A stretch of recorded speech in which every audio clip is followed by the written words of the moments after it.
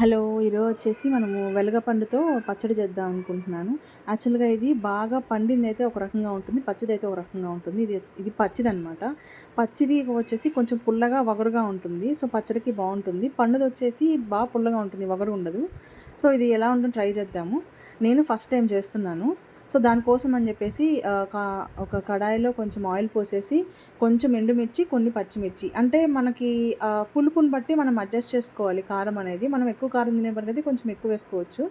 అందులోనే కొంచెం onions, next దాంట్లోనే మనం కొంచెం సాల్ట్, మనము లోపల నుంచి తీసుకున్న పల్ప్ ఉంటుంది గదా!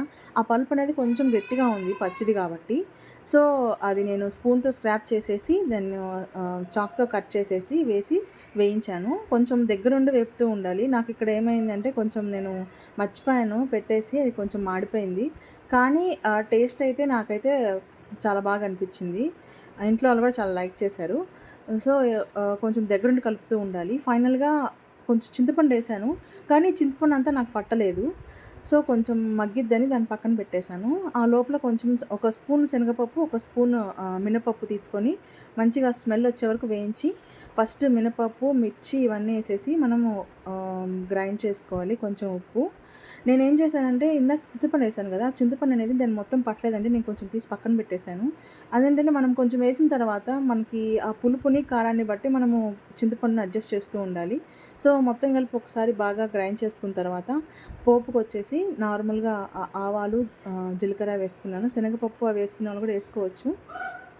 ఫైనల్‌గా కరివేపాకు వేసేసి తాలింపు దాంట్లో ట్రాన్స్‌ఫర్ చేశాను పచ్చడిలో.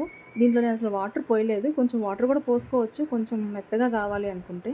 నాకు కొంచెం గట్టిగా కావాలనేసి ఇలా చేశాను. ఒక 2, 3 డేస్ నిల్వ ఉండవు. బయట పెట్టినా కానీ బానే ఉంది.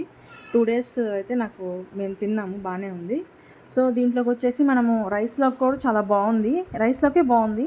అండ్ ఈ రోటీస్ కాదు, ఇవి జొన్న రొట్టెలు. జొన్న రొట్టెల్లోకి కూడా చాలా బావుంది.